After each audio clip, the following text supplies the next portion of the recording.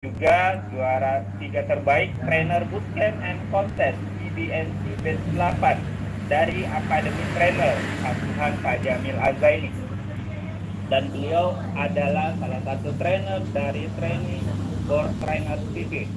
Beliau juga adalah founder atau pembuat materi Sipin Finansial yang ditangkan langsung oleh founder Sipin almarhum Ayah Farid Poniman, sekaligus dipercaya sebagai trainer Sipin Finansial. Dan alhamdulillah beliau sudah kurang lebih 10 tahun bersama Sipin Firdaus Live membantu mencerahkan banyak orang mengenal diri dan keluarganya juga tim kerjanya. Baik, sebelum saya memanggil beliau, saya mau cek semangat Bapak Ibu sekalian. Apa kabar? Sukses! Oh ya! Gue banget! Baik, kami persilakan. Terima kasih Pak Mutadin. Feeling yang sangat berkobar. Menyala abangku. Assalamualaikum warahmatullahi wabarakatuh. Waalaikumsalam warahmatullahi wabarakatuh. Alhamdulillahirabbil alamin. Alhamdulillahilladzi arsala rasulahu bil huda wa dinil haqq liyudhhirahu 'ala ad-dini kullihi wa kafa billahi shahida. Asyhadu an la ilaha illallah wahdahu la syarika lah wa asyhadu anna Muhammadan abduhu wa rasuluh. Allahumma shalli wa sallim wa barik ala sayyidina Muhammad wa ala ali sayyidina Muhammad. Allahumma anta rabbi la ilaha illa anta khalaqtani wa ana 'abduka wa ana 'ala 'ahdika wa 'adika mastata'tu a'udzu bika min syarri ma sana'tu abu'u laka bi ni'matika 'alayya wa abu'u bi dhanbi faghfir li fa innahu la yaghfiru dhunuba illa anta. Bismillah tawakkaltu 'ala Allah la haula wa la quwwata illa billahil 'aliyyil 'azim. Rabbi shrah li sadri wa yassir li amri wahlul 'uqdatam min lisani yafqahu qawli. Rabbana zidna ilma warzuqna fahma. Amin ya Allah ya rabbal alamin. Allahumma salli ala sayyidina Muhammad wa ala ali sayyidina Muhammad. Al-Fatih lima ughliqa wal khatim lima sabaqa nasirul haqqi bil haqqi wal hadi ila siratal mustaqim wa ala alihi haqqa qadrihi wa miqdarihi al-'azim.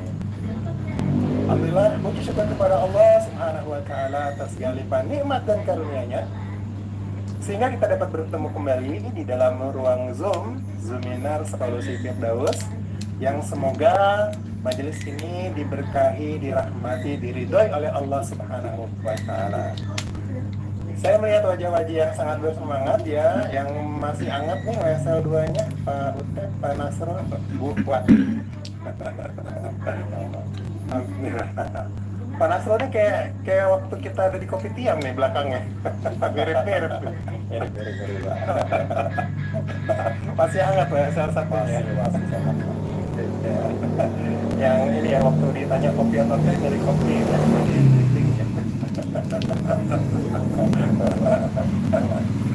Oke, baik teman-teman semua, kita sama-sama sampaikan juga salam dan salam kepada Nabi Muhammad SAW serta keluarga, sahabat dan para pengikutnya yang senantiasa istiqomah hingga akhir zaman. Semoga kita semua termasuk dalam golongan umat Nabi yang insya Allah akan mendapatkan syafaat di yaumil akhir kelak. Amin. Amin ya Allah ya rabbal alamin. Allahumma shalli ala sayyidina Muhammad wa ala ali sayyidina Muhammad. Terima kasih kehadiran teman-teman semua ya.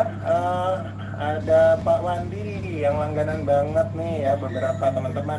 Ya, ada Pak Adi dari Makassar, ada Ibu Jati Piliang, ada Ibu Hidayah, banyak banget nih, saya minta maaf nggak bisa sebut-sebut satu persatu ya. Bahkan ada Pak Suraili dari Malaysia, Masya Allah. Terengganu atau Pak KL ya, kok saya lupa yang tinggalnya. Cabangnya Terengganu, tinggalnya di mana Pak Suraili? Pak Suraili apakah mendekat? Baik, nggak apa-apa ya, mungkin ada masalah jaringan.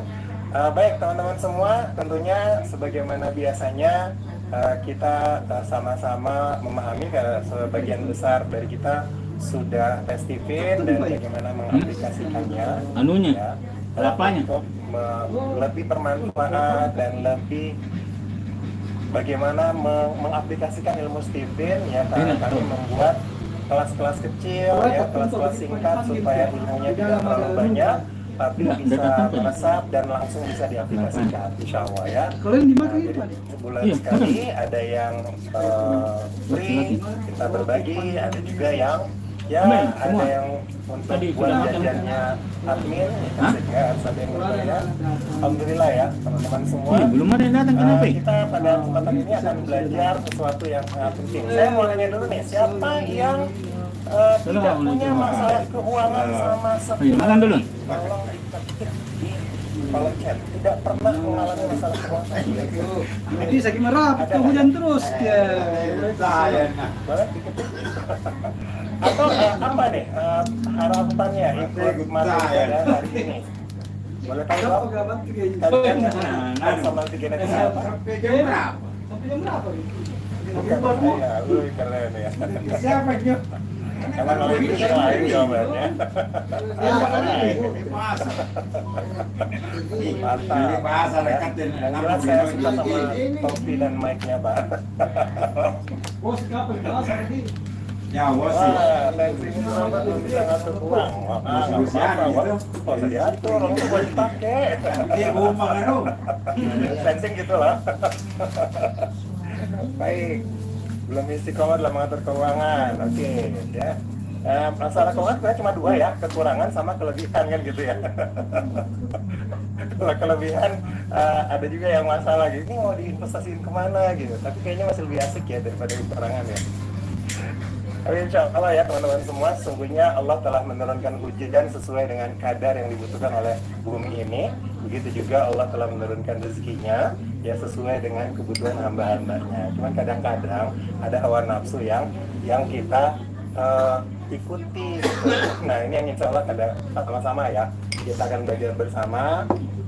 Oke, ada thinking yang belum bisa ngatur keuangan. Nah, ini PR besar nih, thinking harusnya yang paling jago gitu. Baik, terima kasih banyak ya teman-teman. Gak bisa saya bacain satu persatu, mana sih sharingnya. Baik teman-teman semua, sebelum saya mulai, saya pengen semuanya kita tepuk Stephen dulu ya. Masih ingat tepuk Stephen? Kalau saya katakan tepuk sensing, tepuk 3 kali. Katakan kuat. Boleh kita coba? Tepuk sensing. Kuat. Kalau tepuk thinking, saya 3 kali juga.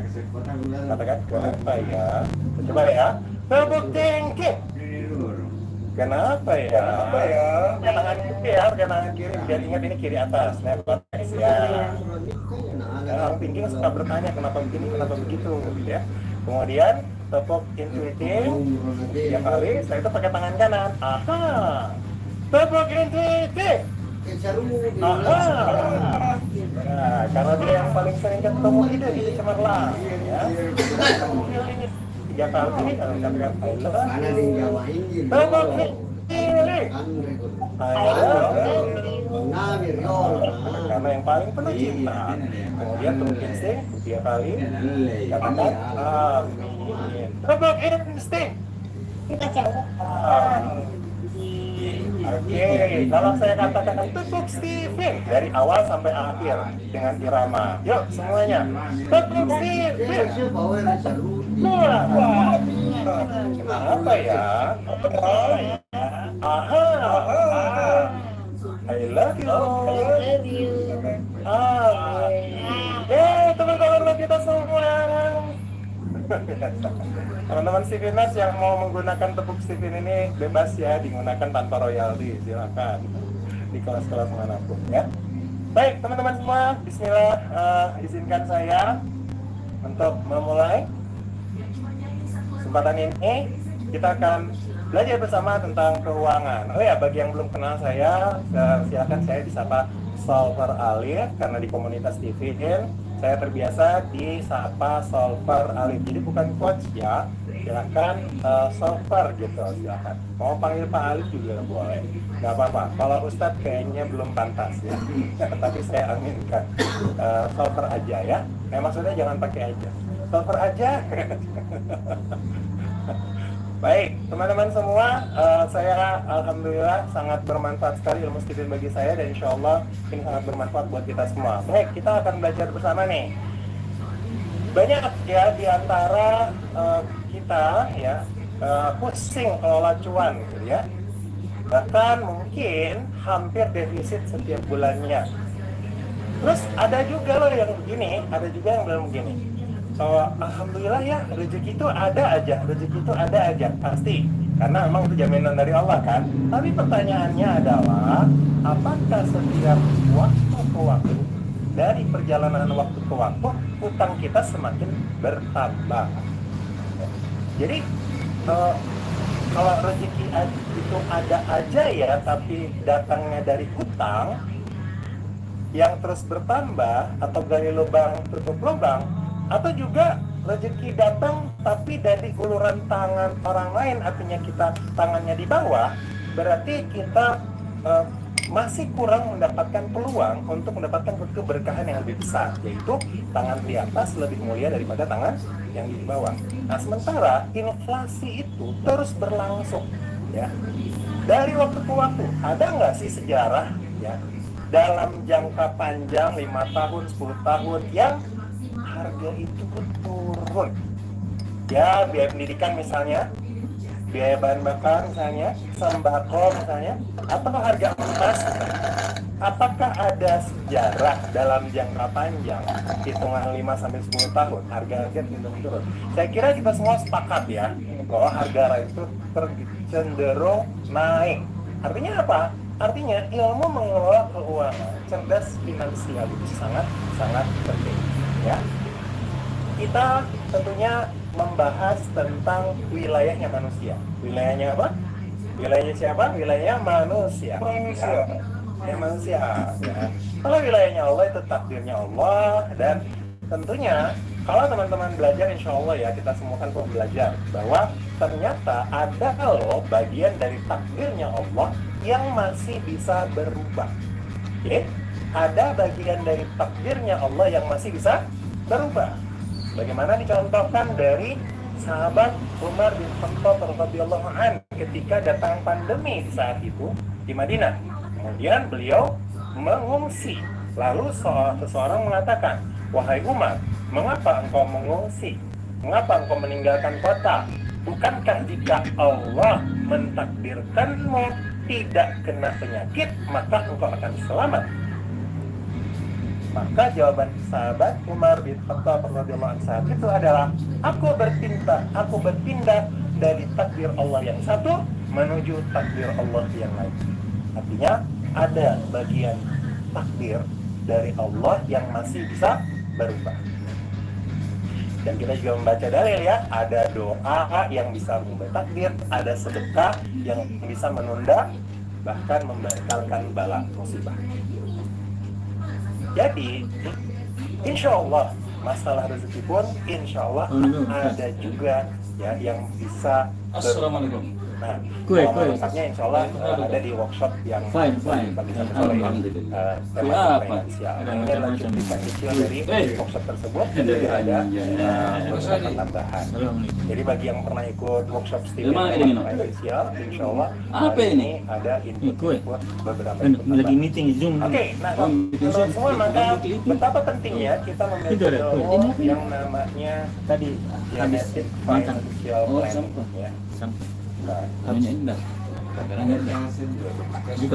Genetic Financial Planning artinya bagaimana sih kita memiliki ilmu mengelola keuangan berdasarkan potensi alami yang udah kenal Stephen, pastinya berdasarkan mesin kecerdasan yang memang Allah telah berikan sejak dalam hati itu. Allah berkalam, "A'udzubillahi minasyaitonir rajim, yuridullahu bikumul yusra wa la yuridu bikumul usra." Sesungguhnya Allah menginginkan kemudahan bagimu, bagi kalian, dan Allah tidak menginginkan kesulitan dari kalian. Artinya apa? Tentunya Saya ada di YouTube itu. potensi ya. Habis yang belajar kan kita di diberikan Cengkok. Allah sejak kita Belajar berada di bahasa dalam bahasa hidup Mandarin. kita, yang tentunya akan Dulu membuat bahasa kita Jepang. dimudahkan di dalam menjalani WhatsApp. kehidupan. sebagai hamba Allah dan dia sebagai khalifah Allah, termasuk di dalamnya bagaimana mengelola Yang beda rezeki bahasa yang Mandarin telah itu kita jemput. dibandingkan bahasa Jepang, bahasa Indonesia. Kalau bahasa Jepang Nah, seperti teman-teman di semua, Indonesia, jadi financial planning ini cara bacanya atau aksaranya berbicara tuh seperti tentang bahasa daerah kalau di bagaimana Jepang. kita Kakiku, keko. di awal kita akan belajar Kalau Cina tentang dia ada. kenali sifat diri terhadap uang, ya. Sifat Ni diri hauma ini, tuh. sifat Ni n tambah i kan personality Indonesia kan n tambah i terhadap ni. uang. Kalau Cina tidak. Yang kedua, Beda pahami dia cara financial bikin planning kata-kata dunia itu. diri. Maksudnya Harus dihafal. financial planning, karena kata planning itu adalah Itu kalau punya Cina. orang kiri, Iya. khususnya merencanakan. Kemudian yang ketiga, tentunya bagaimana memperbesar penghasilan dan bijak pada pengeluaran. Yang keempat, bangun sadar untuk mengendalikan prioritas dengan genetik financial Kuno. mindset. Iya, aku suka Kemudian saya. kita lanjutkan Kita beli itu, Ustaz. penjabarannya. Iya, anu Car Free Day kan tiap minggu tuh. Nah, Gor teman-teman semua, sedian itu. kita mau kenali dulu ya sifat keuangan. Ya. Iya. Sifat keuangan Sama yang Pak Ari ada sudah tadi. pada setiap personality genetik. Ya. Yang sensing boleh angkat tangan yang sensing. Yang sensing, wow. Planning itu punya ciri ya, punya thinking khususnya. Nah, kalau cuannya ya, financial ya itu melekat pada sensing. Jadi orang sensing ini dibedakan di drive-nya ya. Ya, orang sensing introvert itu terkenal dengan hematnya ya, terkenal dengan hematnya. Oke. Jadi duit itu harus dihemat karena dia sayang banget sama duitnya ya. Kemudian kalau sensing extrovert itu terkenal dengan tarikan dari luarnya kuat banget sehingga duitnya mudah keluar ya. Sama-sama pecinta cuan ya. Tapi yang satu kalau udah dijemput rezekinya dipegang rapat-rapat ya. Kalau yang satu lagi yang extrovert ya, karena introvert itu rapat, extrovert itu longgar. Coba semuanya, introvert itu rapat, extrovert itu longgar. Oke. Jadi karena dia rapat maka dia hemat, karena extrovert itu longgar maka dia cuannya mudah keluar ya. Kalau kata umumnya boros ini nanti diarahkan ke sedekah ya, konsumtifnya nanti yang dijaga diarahkan ke memperbanyak sedekah. Kemudian thinking introvert, defensive. Kalau kasat mata ya, kasat matanya sama-sama hemat ya, mirip sama sensing introvert tapi beda alasan. Apa alasannya thinking? Thinking itu alasannya adalah defensif, itu maksudnya dia terlihat hemat karena uang itu nggak boleh keluar kalau tidak ada manfaat ya. Jadi thinking akan mempertimbangkan penting atau tidak penting, khususnya thinking introvert ya, karena dia rapat sel otaknya ya di dalam lapisan bagian dalam, di atas bagian dalam. Thinking extrovert dia juga pemikir ya, dia juga menghitung, tapi karena dia tarikannya adalah extrovert maka dia melihat uang itu adalah sesuatu yang bisa diakumulasi ya, diakumulasi untuk membeli sesuatu. Jadi dia punya perencanaan untuk membeli sesuatu, kemudian dia mengakumulasinya ya, ngumpulin, ditabung buat beli sesuatu. Kemudian intuiting introvert ya, intuiting introvert itu karena dia orang yang suka dengan ilmu, suka eksperimen ya, maka orang intuiting itu, khususnya intuiting introvert, memandang uang sebagai kepuasan. Duit itu harus bisa, cuan itu harus memberikan kepuasan bagi program-program idenya. Bagaimana untuk mewujudkan ide yang dia miliki. Bisa dengan membeli buku setiap bulan ya, atau mungkin hadir seminar tertentu setiap bulan, atau bagaimanapun dia mengeluarkan keuangannya untuk kepuasan intuitingnya. Intuiting itu yang paling senang dengan ilmu ya, yang paling senang dengan perubahan di masa depan. Maka pengeluarannya akan menuju ke arah itu. Jadi extrovert ya, sama-sama intuitif, ya, tapi dia melihat keuangan itu sesuatu yang harus eksponensial, ya. Jadi harus progresif. Punya uang itu tidak flat, ya. Uang itu makin ke depan, makin ke masa depan itu harus eksponensial. Jadi harus progres. Kemudian feeling introvert, feeling memandang cuan itu adalah karena dia adalah leader, ya, leader. Feeling introvert itu kekuatannya adalah leader, maka dia seperti juragan, bos, yang juga suka memuaskan, menyenangkan hati pengikutnya, menyenangkan hati pasukannya. Maka duit itu adalah ibarat sebuah alat untuk memuaskan, menyenangkan hati orang-orang yang mengikuti dirinya, atau untuk memperbanyak pengikutnya, dia mengeluarkan uang. Kemudian feeling extrovert, feeling itu orang yang paling malas berpikir, ya, sehingga kalaupun dia berpikir, dia akan berpikir tentang cinta-cintanya, ya, berpikir tentang sahabatnya, keluarganya, orang tuanya, saudaranya, ke feeling, ya, sehingga orang feeling juga perhatian keuangan itu terhadap keluarganya. Dan karena dia malas mikir, cenderung malas mikir, maka dia mencari yang simple, yang tidak ribet, yang paling instan, yang paling gede, cukup duduk-duduk aja. Wah, gimana Pak Mu tadi? Seandainya ada, ya, itu akan, makanya teman-teman jangan heran kenapa di Indonesia ini archetype-nya, antropologinya adalah feeling extrovert, ya, bukan hanya itu feeling, tapi feeling extrovert. Menurut Ayah Farid almarhum, ya, beliau menyampaikan Indonesia itu feeling extrovert. Jadi instan banget. Jangan heran di Indonesia begitu banyak yang terjebak kepada investasi abal-abal atau investasi tidak real, ya, palsu, ya. Jadi investasi bodong, gitu. Nah, padahal itu sudah berulang-ulang terjadi di Indonesia, ya. Nah, sudah ada perusahaan yang sudah ditutup, pelakunya udah masuk buku atau di penjara, ya. Tapi datang lagi berikutnya masih saja banyak yang terjebak lagi. Ya, jadi banyak Indonesia cenderung instan. Ya. Kemudian juga insting.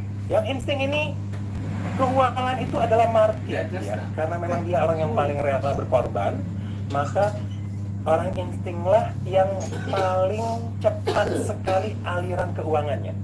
Ya, kalau saya lihat dibandingkan laki dan perempuan, ya, insting laki-laki lebih cepat lagi tuh alirannya. Ya. Yang saya lihat seperti itu dari berbagai insting yang saya perhatikan. Jadi insting itu uangnya numpang lewat. Ya.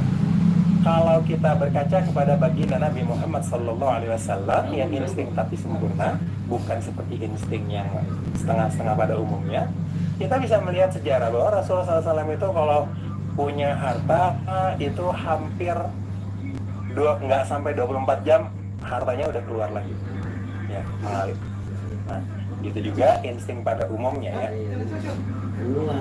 Oke, teman-teman semua. Nah, jadi kita mau belajar nih tentang bagaimana mengelola keuangan. Maka apapun mesin kecerdasan kita, teman-teman semua, ya, apapun mesin kecerdasan kita harus mengenal dunia financial planning adalah dunianya kuadran kiri. Ya, dunia financial planning adalah dunianya kuadran kiri. Ya, financial itu about sensing, kemudian planning itu about thinking. Ya, walaupun thinking juga punya planning yang jauh lebih jangka panjang lagi, tapi lebih banyak ke kuadran kiri, sehingga yang sering kali punya masalah di dalam, yang mayoritas yang punya tantangan di dalam mengelola keuangan biasanya adalah di kuadran kanan. Walaupun ada yang namanya pengaruh lingkungan, ya, kadang-kadang juga yang kiri pun, ya, khususnya yang ekstrovert, yang longgar-longgar, itu juga punya tantangan. Jadi di dalam mengelola keuangan yang biasanya punya masalah lebih banyak, majority, ya, di dalam pengelolaan keuangan adalah yang longgar. Yang apa? Yang longgar. Yang longgar yang mana? Kanan itu longgar, ya. Intuiting, feeling, insting juga longgar, ya. Jadi kiri itu lebih rapat. Nah, tapi di kiri ada introvert, ada extrovert, ya. Jadi yang extrovert lebih longgar daripada yang introvert. Kemudi, ya teman-teman, bedakan ya introvert extrovert di versi di luar beda ya dengan sini ya, tolong jangan lupa. Ya. Jadi ini introvert maksudnya kemudi yang extrovert lebih rapat, ya. Kemudian extrovert lebih longgar. Jadi lebih mudah uangnya ketarik keluar. Nah, kawan-kawan semua, jadi untuk yang longgar-longgar itu dia butuh energi yang lebih besar, butuh kesadaran yang lebih tinggi untuk menyesuaikan dunia kuadran kiri, ya. Dunia kuadran yang lebih tertata, lebih terencana, khususnya tinggi. Nah, dalam hal mengelola keuangan nih teman-teman semua, tentunya kita harus memperhatikan bukan hanya cara menjemput hartanya, karena harta itu 2 kali ditanya, ya. Tidak dapat bergeser kaki seorang hamba sampai selesai dengan 4 pertanyaan, ya. Nah, tentang harta salah satunya, dan harta itu bukan hanya dari mana engkau dapatkan, tapi kemana engkau belanjakan, ya. Jadi betapa pentingnya kita bukan hanya mencari harta yang halal atau thayyibah, tapi juga bagaimana membelanjakannya. Kemudian apa sih masalah keuangan pada umumnya? Setuju nggak nih? Biaya pengeluaran yang lebih besar daripada penghasilan. Ya, ini kebanyakannya berada di situ ya, masalah ya. Oke, apa yang harus kita lakukan? Yaitu mengelola 4 pos. Mengelola berapa pos? 4 pos, yaitu sosial, hutang, tabungan dan investasi, dan juga tentang biaya belanja, biaya kehidupan. Nah, ini teman-teman urutan pengeluaran. Ya, ini sangat penting karena kita berada di dunia perencanaan, maka apapun mesin kecerdasannya kita harus memiliki, ya. Kita harus memiliki perencanaan keuangan, ya, dimudahkan, ya, dengan adanya 4 pos ini. Yang pertama adalah pengeluaran sosial, yang kedua adalah cicilan hutang, yang ketiga adalah tabungan dan investasi, yang keempat adalah belanja. Ini jangan terbalik ya urutannya ya. Artinya ketika kita semua sudah mendapatkan keuangan, ya, terima gaji misalnya, atau ada keuntungan dari bisnis, maka segera kita melakukan urutan pengeluaran ini, ya. Pengeluaran sosial tentunya bagi teman-teman yang muslim, zakat sudah pasti minimal 2,5%. Kalaupun misalnya belum sampai kewajiban zakat, membiasakan diri dengan mengeluarkan pengeluaran sosial 2,5%, walaupun nanti jatuhnya kenanya ke infak atau sedekah, ya. Kemudian cicilan hutang. Cicilan hutang ini menurut sumber data dari Financial Planner Standard Board, ya. Ini aturan umum, ya. Walaupun ini beberapa tahun yang lalu, saya belum update lagi tahun-tahun terakhir, tapi saya kira tidak akan terlalu jauh bergeser dari sini, yaitu cicilan hutang dari semua penghasilan kita, total penghasilan kita dalam 1 bulan rata-rata, itu kita tidak boleh lebih cicilan hutangnya lebih dari 35%, ya. 35% dari penghasilan. Contoh, jika penghasilan kita misalnya 5 juta rupiah, misalnya, ya, maka penghasilan 5 juta itu yang gampang 10 juta aja ya, sebagai gampang. 10 juta misalnya penghasilan, ya. 35% berarti 3.500.000 per bulan. Oke? Itu total ya teman-teman ya, bukan per satu hutang, bukan per satu cicilan, misalnya cicilan kendaraan, cicilan KPR misalnya, masing-masing 3,5 juta, bukan, totalnya. Oke? Totalnya tidak boleh lebih dari 35% untuk keamanan keuangan. Saya ulang, Kalau penghasilannya 10 juta, berarti tidak boleh lebih total cicilan hutang per bulan. Misalnya cicilan hutang pertama 1 juta per bulan, cicilan hutang kedua misalnya 500.000 per bulan. Katakanlah ada arisan kan jadi hutang juga nanti kan? Arisan 500.000. Nah itu di total nggak boleh lebih dari 3,5 juta dalam 1 bulan. Mudah-mudahan bisa dipahami ya. Kalau penghasilannya 10 juta untuk keamanan finansial. Kemudian tabungan dan investasi ini angkanya masih kompromis ya. Misalnya 20%. Ya, kemudian belanja ya sisanya berapa? Sisanya silahkan disesuaikan dan boleh dihabiskan. Boleh dihabiskan. Yang penting jangan belanja dulu. Jangan sampai kata Pak Muhtadin tadi ya, penghasilannya tanggal berapa nih? Baru tanggal 1. Ini tanggal 1 loh. Atau tanggal ini ya penghasilannya katanya 10 koma gitu ya. Maksudnya tanggal 10 udah koma.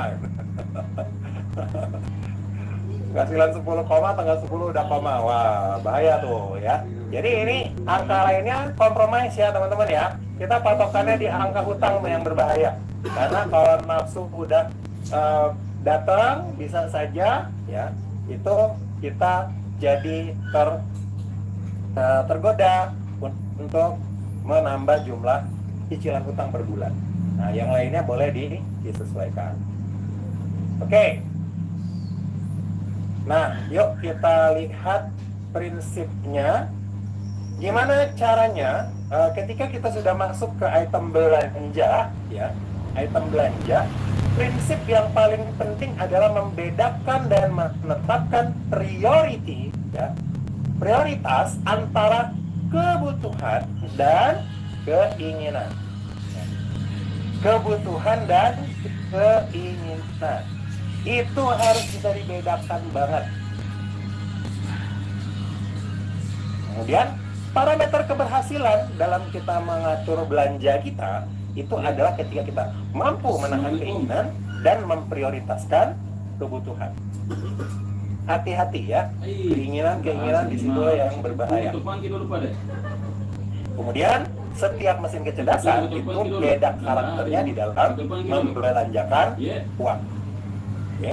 Setiap mesin kecerdasan punya karakter yang berbeda di dalam membelanjakan uang.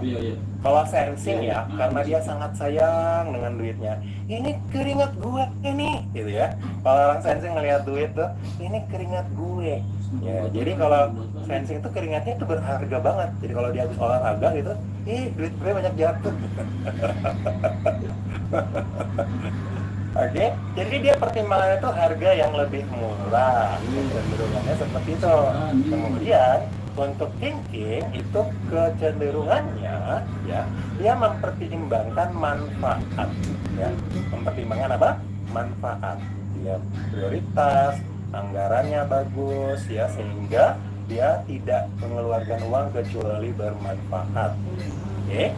Kemudian yang intuiting ketika mengeluarkan uang dia lebih cenderung mempertimbangkan kualitas ya, cenderung mempertimbangkan kualitas daripada harga ya.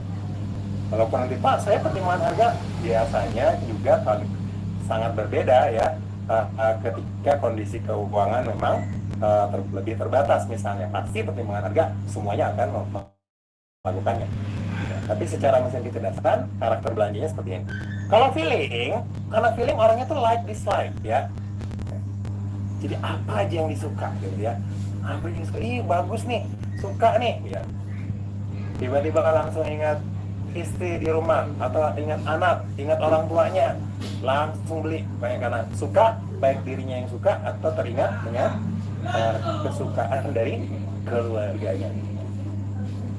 Kalau insting orangnya sederhana ya, jadi belanja yang nyaman-nyaman aja ya, nggak mencolok ya, pokoknya cukup yang sederhana. Nah itu lebih nyaman ya, kenyamanan lebih diutamakan buat orang insting.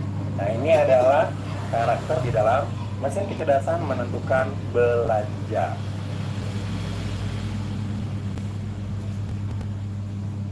Oke, berikutnya Ini yang penting juga teman-teman semua, ada yang namanya safety net, tabungan darurat, ya. Tabungan darurat. Apa sih tabungan darurat itu? Tabungan darurat itu adalah tabungan yang kita miliki untuk berjaga-jaga jika ada kondisi yang force majeure, ya. Misalnya perusahaan melakukan rasionalisasi, ya, pengurangan karyawan, sehingga kita terpaksa dengan berat hati kita harus tidak ada gaji misalnya, sehingga sebelum itu terjadi sebaiknya siapapun memiliki yang namanya tabungan darurat, ya. Kan bisa saja juga masalah sakit kesehatan misalnya, tentunya ini akan yang cenderung selamat bagi yang sudah memiliki investasi, ya, investasi yang hasilnya sudah bisa menutupi biaya kehidupan, ya. Yang sudah punya bisnis yang sudah autopilot misalnya, itu tentunya sudah lebih aman. Tapi pada umumnya atau masih banyak orang yang belum berhasil mencapai di level sana, sehingga mereka harus memiliki tabungan darurat, baik itu masalah rasionalisasi perusahaan atau masalah kesehatan misalnya, sehingga dia harus memiliki tabungan darurat. Oke, bisa dipahami ya tabungan darurat ya. Nah, ini fungsinya berjaga-jaga jika ada kondisi yang tidak terduga. Ya. Dan bagaimana menghitungnya? Nominalnya dihitung dari jumlah biaya hidup dalam sebulan. Ya.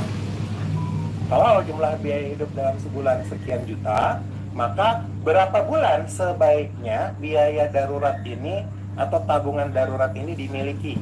Ya. Nah, setiap mesin kecerdasan juga punya proyeksi. Oke, teman-teman semua, tabel berikut ini, ya, mau diperhatikan ya, tabel berikut ini bukan angka mutlak. Saya ulang ya, bukan angka mutlak, tapi angka perbandingan analogi, ya, untuk kita bisa membedakan cara berpikirnya mesin kecerdasan. Ya, dan ini angka-angka ini langsung saya komunikasikan dengan Ayah Farid Poniman.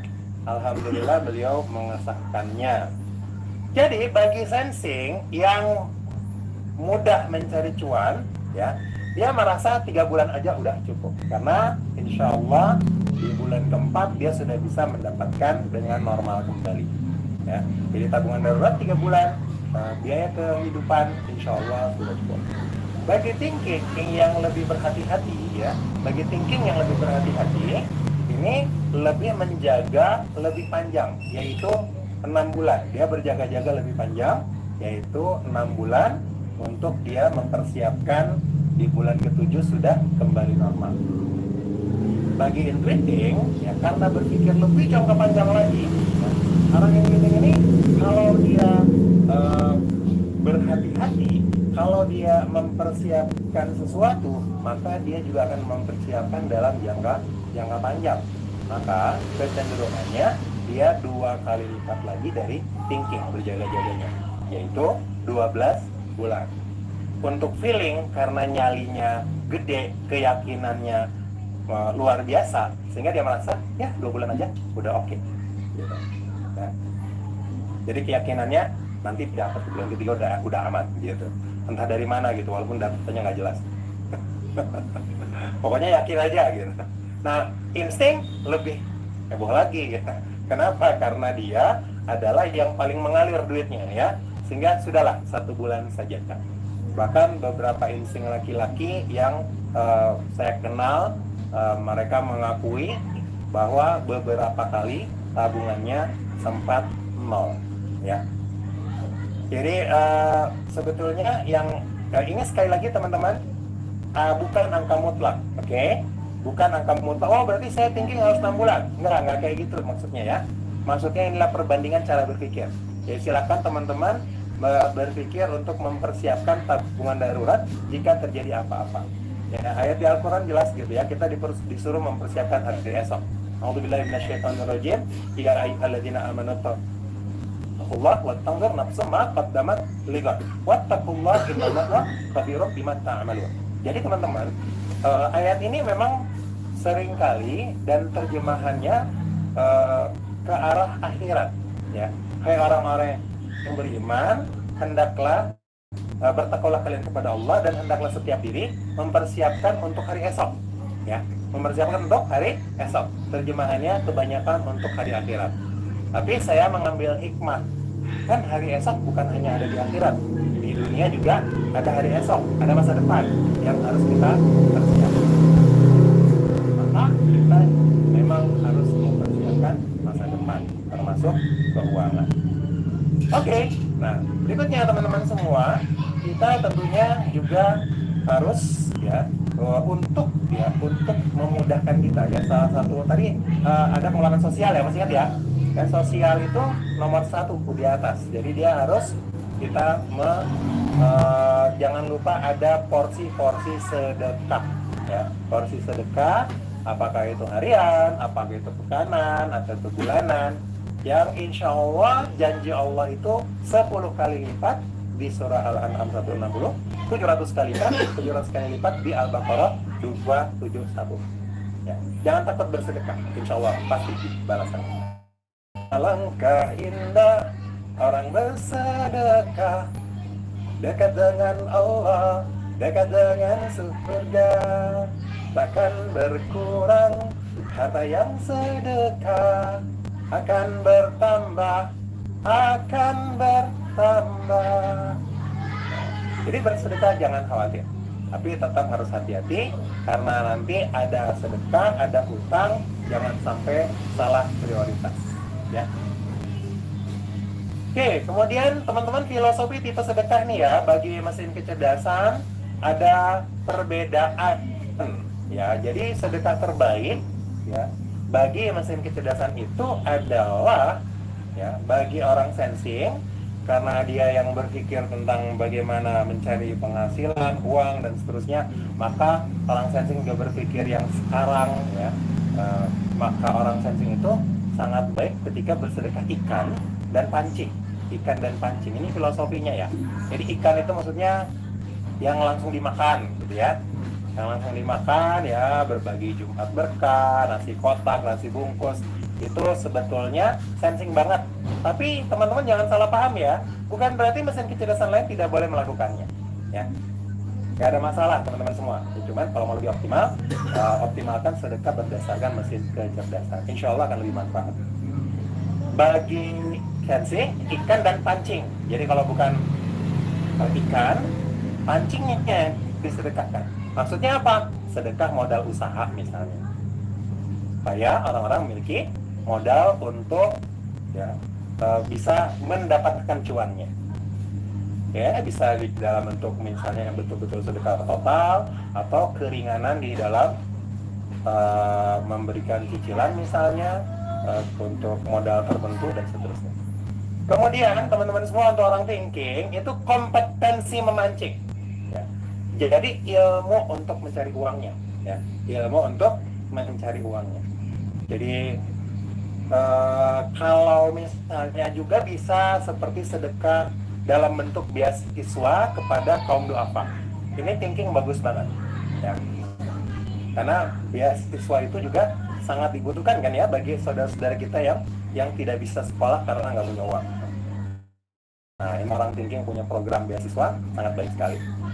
Untuk intuiting ya, karena dia orang yang paling pebisnis banget ya, karena ayah Farid ya dia sedekahnya itu ilmu bisnis gitu. Jadi ilmu bisnisnya yang dia sedekahkan, dia bagikan bagaimana dia bisa memberikan pengetahuan tentang orang-orang itu bisa berbisnis. Kemudian untuk feeling itu adalah bina nelayannya ya, maksudnya jiwanya, motivasinya, agar nelayan itu atau orang-orang itu bisa memiliki semangat, memiliki energi yang besar untuk mendapatkan cuan atau bertumpu di kaki sendiri atau mandiri dan keuangan. Kemudian kalau insting, karena insting itu serba bisa, maka dia berpikir juga apa yang paling simpel ya uang aja gitu. Karena uang itu bisa dipakai buat apapun kebutuhan orang tersebut. Jadi sekali lagi teman-teman, ini filosofi tipe sedekah berdasarkan mesin kecerdasan. Kalau teman-teman mau mengoptimalkan, bismillah, silakan dioptimalkan. Kalau tidak, sedekah seperti biasa juga tidak ada masalah. Ya. Jadi kalau bagi saya orangnya udah Stephen minded banget gitu ya. Pokoknya semuanya di-Stephenkan, termasuk urusan sedekah. Oke, sekali lagi lanjut. Nah, ini ya, kita lanjut lagi. Financial planning ya berbicara tentang perbesar penghasilan, bijak pada pengeluaran. Nah, teman-teman, tentunya ketika kita berbicara planning, kita akan berbicara tentang penghasilan. Tapi yang malam ini dibahas bukan bagaimana memperbesar penghasilannya ya. Yang kita bahas ini bagaimana mengelola yang udah kita jemput. Ya, tapi ini saya bahas singkat saja. Jadi karena tadi teman-teman saya katakan bagaimana inflasi itu selalu ya, harga-harga itu selalu naik dari waktu ke waktu, maka kita harus meningkatkan penghasilan dan juga bijak pada pengeluaran. Nah, bagaimana memperbesar volume rezeki? Nah, kalau di volume rezeki itu nanti ada ilmu panjangkan ikhtiar, lebarkan silaturahim, dan tinggikan derajat. Bagaimana caranya memperbesar volume rezeki? Insya Allah begitu juga bagaimana menderaskan arus rezekinya. Insya Allah kita akan belajar lebih lengkap lagi di workshop Stephen tematik financial ya.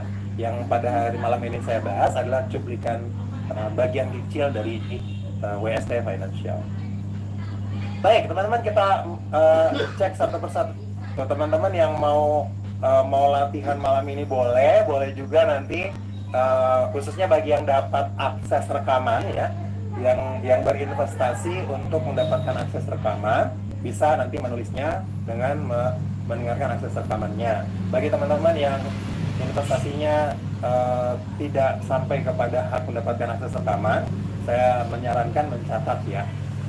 Nah teman-teman, misalnya sosial nih, kan urutannya nggak boleh kebalik ya, jadi harus ada urutan yang benar, yaitu sosialnya dulu. Kita rencanakan berapa persen nih ya sosial kita, pengeluaran yang bersifat sosial, zakat, infak, sedekah, mungkin wakaf ya. Saya menyarankan ya, kami menggunakan Bank Jago Syariah. Kenapa Bank Jago Syariah ini yang kami gunakan untuk urusan belanja dan juga tabungan-tabungan? Karena Bank Jago ini yang ini bukan mempromosi Bank Jago. Ini contoh aja. Ada juga mungkin yang lain, cuman kami tahunya yang ini. Maksudnya gini, gunakan aplikasi yang memiliki kantong-kantong, ya. Kalau dulu, zaman dulu tuh, kita gimana mengalokasikan keuangan? Pakai amplop ya. Ada amplop buat listrik, ada amplop buat belanja, ada amplop buat pendidikan misalnya, dan seterusnya. Mungkin ada yang pernah mengalami masa-masa itu? Atau pakai buku ya, halaman di sini, halaman tengah, halaman belakang gitu ya. Dan pas dibuka, kok udah kosong semua. Rajin baca buku ya, padahal maksudnya rajin ngambil duit dari buku. Oke ya, jadi teman-teman silakan gunakan aplikasi yang membantu banget, Masya Allah ya. Jadi di aplikasi yang bisa, misalnya kita tulis ini tabungan umroh, misalnya yang ini adalah sosial ya, sedekah, ya, yang ini adalah tabungan untuk beli laptop baru misalnya. Jadi sangat terbantu banget dengan aplikasi yang bisa membantu kita membuat kantong duit. Jadi nggak tercampur duitnya. Saldonya tuh bukan saldo total, tapi saldonya bisa terbagi. Ya, tergantung aplikasinya ya. Silakan kalau ada yang bisa memanfaatkan itu akan sangat baik. Nah, jadi teman-teman yang punya pengeluaran sosial, kan saya yakin di antara kita pasti ada yang rutin ya dengan keluarga misalnya ya. Ada yang nenek misalnya atau tante yang sudah tua, yang tidak ada lagi yang membiayai, barangkali itu sudah menjadi pengeluaran rutin kan ya. Nah ini dicatat nih, keluarga satu berapa per bulan, keluarga dua berapa per bulan, mungkin yang mau infak rutin ke Palestina juga berapa per bulan ya, atau mau beli produk yang saya jual termasuk infak juga boleh juga. Infak Palestina ada di situ ya. Oke, nah itu silakan diprogramkan ya, diprogramkan berapa. Jadi dicatat ya, teman-teman silakan nyatet nih, keluarga yang ini rencana saya sekian. Nah saya juga punya pengeluaran ya untuk beberapa keluarga dari ayah dan ibu ya. yang kami alirkan. Jadi itu dicatat tuh, oh rencananya si A sekian, si B sekian, C sekian. Jadi kita tahu total rencana sedekah kita yang terencana itu berapa. Oke? Nah itu direncanakan berapa persen tuh. Ini kita bisa beda-beda tergantung besarnya penghasilan kita masing-masing. Gitu ya. Nah kemudian yang berikutnya adalah utang. Nah utang nggak dicatat nih, ya. Utang dicatat, cicilan utang 1 berapa per bulan, cicilan utang 2 berapa per bulan. Ingat maksimal berapa persen dari 35%, ya. Jadi totalnya mungkin termasuk arisan. Kalau ibu-ibu ada yang arisannya 7 mungkin, arisan RT, arisan majelis taklim, arisan keluarga, banyak gitu. Itu juga harus dicatat, ya. Catat berapa semuanya. Nah itu hutang-hutang jangan lebih dari 35%. Kemudian berikutnya adalah tabungan dan investasi. Ya mungkin ada yang mau umroh misalnya, ya silakan. Ya mau umroh nanti kalau punya penghasilan sekian persennya ngisi di tabungan umroh. Ada yang mau haji ngisi di tabungan haji. Kemudian yang mau berinvestasi emas, walaupun katanya emas bukan investasi, tapi ngelihat harga emas yang luar biasa kenaikannya, itu bisa juga disebut investasi saat-saat ini ya. Nah, kita nggak tahu masa depannya, tapi pada umumnya emas disepakati sebagai menjaga kekayaan, bukan investasi yang besar. Oke, yang properti mau beli rumah kedua misalnya, ada tabungannya juga.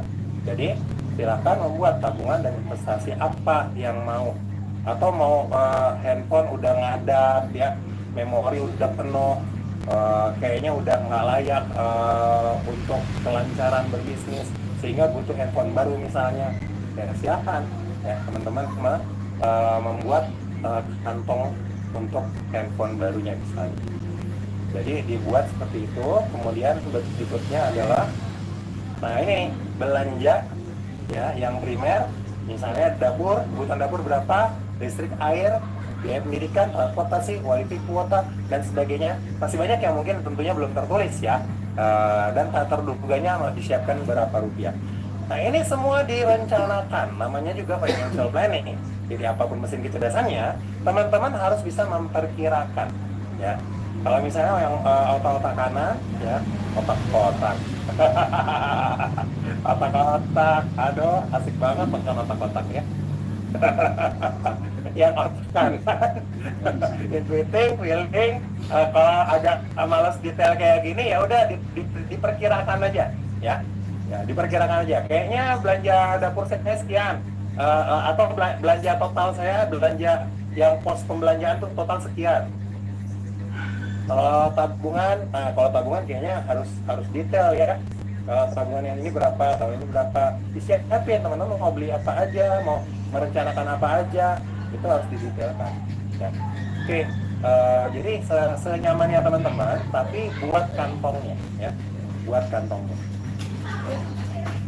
Oke, apa yang diwaspadai teman-teman? Yang diwaspadai ini 2 hal ya. Yang pertama, keinginan versus kebutuhan ya. Hati-hati, karena inilah yang membuat kita sering bablas. Yang kedua adalah bedakan sunnah dengan wajib ya. Jadi bayar hutang itu wajib kalau sudah jatuh tempo. Nah, kemudian maaf ya, saya share ulang ya. Nah, dari yang mohon maaf, nunggu sebentar, mouse-nya agak berlarian. Oke, apa yang diwaspadai adalah kenapa zoom in gini ya? Ntar saya kepencet apa nih?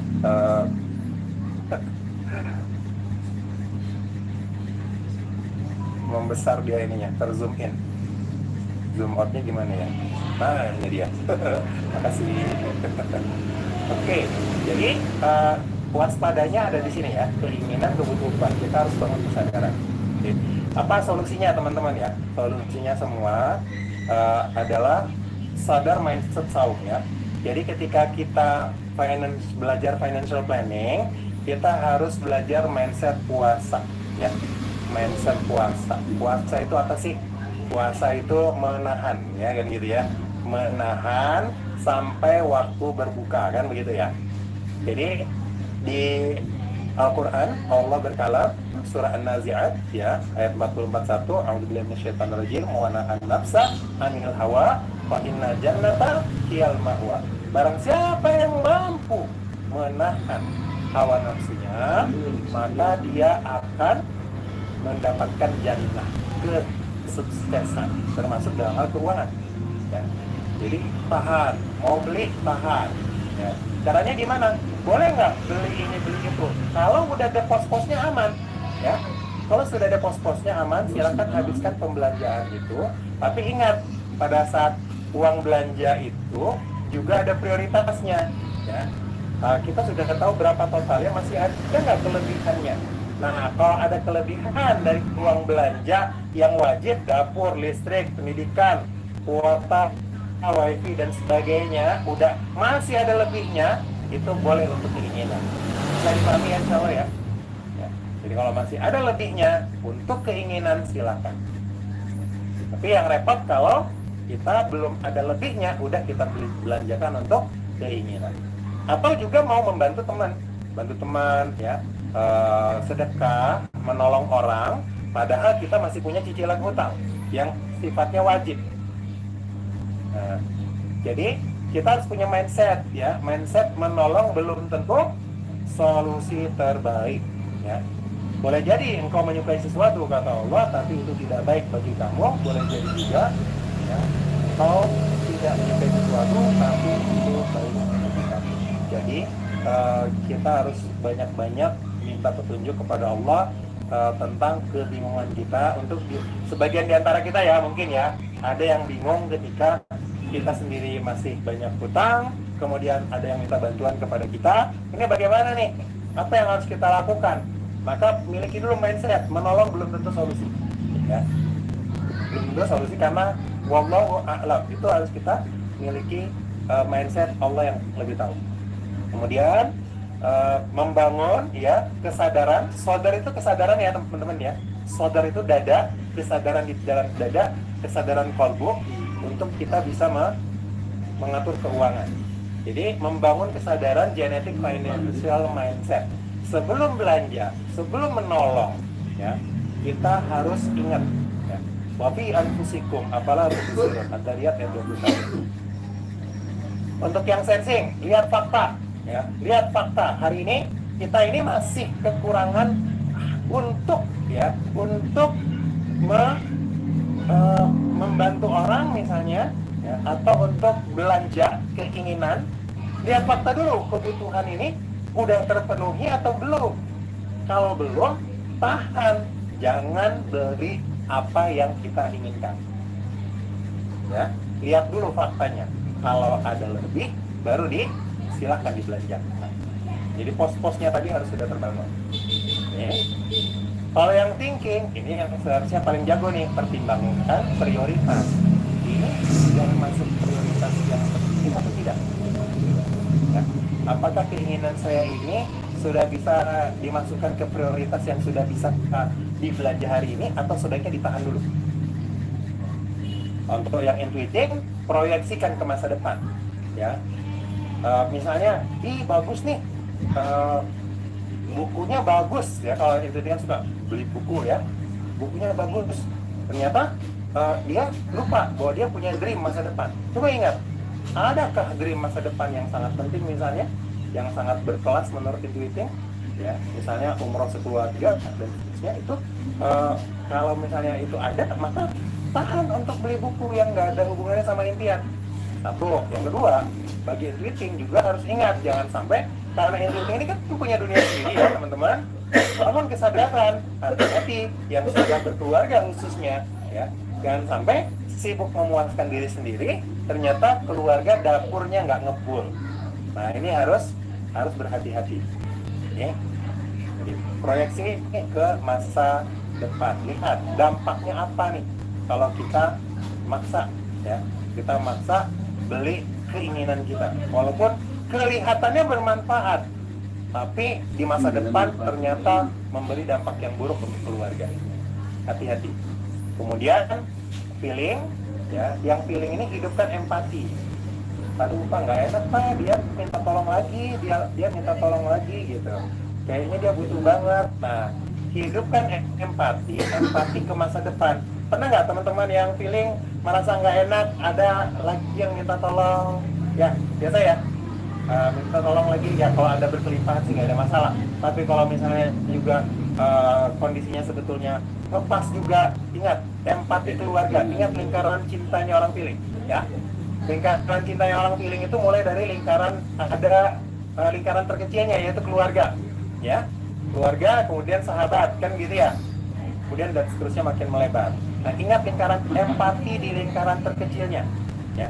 Empati di lingkaran terkecilnya, jangan sampai kita membantu orang di luar, kemudian keluarga Anda lapar. Ya. Ini harus hati-hati, karena lingkaran terkecil itu lebih diprioritaskan bagi orang feeling. Kemudian hidupkan empati buat teman-teman yang selalu datang, dia lagi datang lagi, dia lagi datang lagi, dia lagi datang lagi. Kan nggak enak Pak kalau nggak ditolong. Nah, nggak enaknya itu dibawa ke masa depan, ya. Nggak enaknya itu dibawa ke masa depan.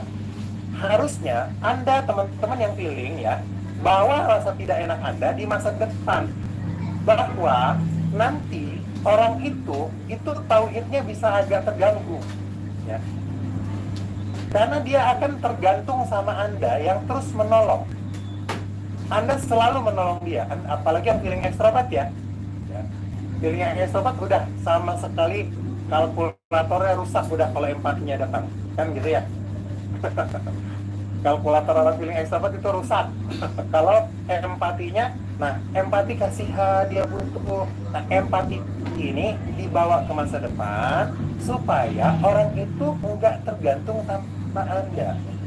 Anda harus ada masa untuk tidak menolong dalam rangka menolong dia, yaitu menolong supaya dia tidak rusak tauhidnya. Karena sebagian orang ada yang rusak tauhidnya. La ilaha illa anta, antanya ke depan gitu ya. Bukan kamu. Kalau bukan kamu nggak ada lagi yang bisa nolong saya. Itu kan rusak itu tauhid, ya. Padahal ada Allah yang Maha menolong. Nah, maka ini yang harus dihidupkan, empatinya dihidupkan, tapi dengan cara empati kasihannya dibawa ke masa depan. Lebih kasihan lagi dia kalau saya terus bantu dia. Kayak gitu, oke. Juga tadi empati di keluarga, ini ring terkecilnya, ya, di lingkaran cinta terkecilnya. Nah, untuk insting, ini insting juga suka bingung dalam mengelola keuangan karena martir banget, ya. Memang seperti itu, insting itu spiritualis banget. Maka memang yang harus dilakukan oleh orang insting adalah membersihkan radar langitnya, ya. Membersihkan radar langitnya. Artinya orang insting itu pada saat mau menolong tahan dulu, dan orang insting spontan, ya, spontan membantu, ya, spontan menolong kan, ya. Sebelum spontanitas menolong membantu itu tidak dulu sebentar, kemudian beberapa menit nanya sama Allah, ya, nanya sama Allah, ya Allah, apakah saya bantu saudara saya atau tidak, gitu ya. Karena nanti Allah akan memberikan ilham, insight terbaik, apakah yang membutuhkan bantuan itu perlu dibantu saat ini atau tidak, apakah Allah akan menolong dia lewat kita atau lewat orang lain. Insya Allah nanti orang insting akan dapat insight itu. Oke, teman-teman semua, seperti itu genetic financial planning kita, ya. Akan tentunya bagi teman-teman yang mau bertanya, tolong bertanyanya tidak di kolom chat, tapi bertanya lewat link tanya Salvar Alif, ya. Link tanya Salvar Alif supaya lebih tertata, dan mudah-mudahan waktunya cukup untuk menjawab semuanya. Apabila tidak, teman-teman boleh melanjutkan di grup nanti, ya, lanjutkan di grup WA kita. Oke, demikian teman-teman. Jadi kesimpulannya, genetic financial planning, bagaimana kita mengelola setelah jemputan rezeki kita datang. Kita kenali sifat diri dulu nih. Aduh, aku orangnya nafsuan banget nih, kan, tipe belanjanya aku kayak gini gitu. Sehingga kesadaran yang terbangun membuat kita lebih mudah menjaga, ya. kita harus membangun kesadaran. Kemudian memahami bahwa ini adalah dunia kiri, ya. Ini adalah dunia kiri, maka teman-teman yang feeling, intuiting, ya, termasuk yang kemudinya ekstrovert, baik itu yang kiri dan introvert, extrovert, tentunya harus juga belajar bagaimana mengatur pos-posnya supaya aman, tetap tenang, tapi genetik kita tetap kita terpuaskan di dalam membelanjakan uang keuangan kita. Perbesar penghasilan, ya, lebih banyak peluang yang bisa kita jemput berdasarkan mesin kecerdasan kita. Kalau mau lebih lengkap, tentunya ikuti tematik finansial, ya, untuk bisa mengetahui bagaimana memperbesar volume rezeki dan mencerdaskan habisnya. Yang keempat, bangun kesadaran tadi, ya, untuk mengendalikan prioritas, ya, untuk mengendalikan prioritas, bangun kesadaran genetik financial mindset, ya. Insya Allah demikian dari saya, sahabat semua. Kita ketemu lagi pekan depan. Bagi teman-teman semua yang mengikuti kelas ini mendapatkan free untuk hadir pekan depan hari Ahad, juga malam seperti ini dengan genetic time management, ya. Genetic time. Kalau ini genetic financial bagaimana mengelola keuangan. Kalau pekan depan insya Allah teman-teman semua free untuk ikut genetic time management. Oke, bagaimana mengelola waktu berdasarkan mesin kecerdasan. Kemudian insya Allah sharing session kita memahami hubungan segi 5 stipin dan nyaman dalam penerapannya. Sebagian orang merasa tertekan ketika ada yang mengalahkan dia atau gemes banget dengan orang yang dia kalahkan. Ya, itu karena hubungan segi 5. Dan gimana tuh menerapkannya supaya tetap nyaman, tidak tertekan banget, nggak gemes banget dengan orang-orang yang mengalahkan kita atau yang kita kalahkan. Yuk kita belajar bersama. Ini gratis, ya, tanggal 15 Desember insya Allah malam hari juga. Silakan undang klien kita, teman-teman kita, karena semua ini free untuk yang ini, ya, sharing sessionnya, ya. Kalau genetic time management itu free-nya untuk teman-teman yang ikut kelas malam ini. Oke, demikian. Terima kasih banyak teman-teman semua. Silakan lanjut ke tanya jawab. Pak Muhtadin, terima kasih. Assalamualaikum warahmatullahi wabarakatuh. Waalaikumsalam warahmatullahi wabarakatuh. Alhamdulillahirabbil alamin. Materi yang sangat luar biasa, dan semoga insya Allah kita semua bisa semakin paham tentang cara cerdas mengelola keuangan, khususnya berdasarkan genetik kita masing-masing. Sebelumnya kami mengucapkan terima kasih banyak kepada Dr. Ali yang sudah memberikan materi pada malam hari ini. Upload buat Dr. Ali. Baik, kepada Bapak dan Ibu, sebelum kita masuk pada sesi tanya jawab, kita akan mengadakan sesi foto bersama, dan ini akan dipandu oleh panitia. Kepada panitia kami persilakan. Bapak dan Ibu yang bisa membuka layar di sesi foto bersama ini, kami harapkan kerjasamanya untuk membuka layar.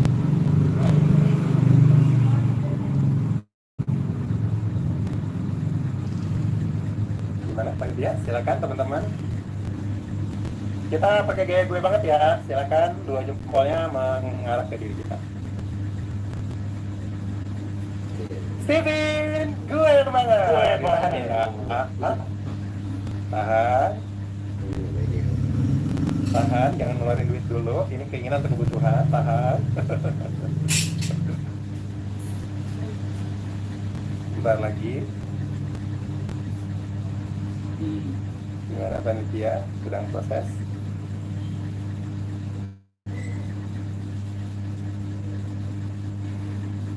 Oke, terima kasih. Silakan Pak Muhtadin. Baik, selanjutnya kita akan masuk pada sesi tanya jawab, dan sekali lagi kami sampaikan untuk pertanyaannya kami harap untuk di-sharing pada link yang dilakukan oleh panitia dan bukan melalui kolom chat.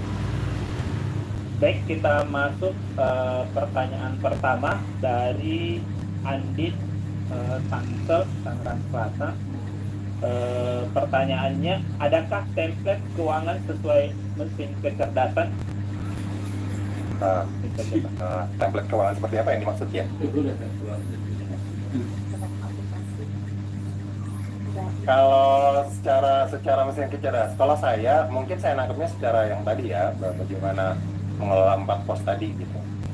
Jadi kalau secara umumnya tetap karena tadi saya katakan ini adalah dunia kiri, maka kita semua apapun mesin kecerdasannya ya tetap menggunakan pos-pos tersebut.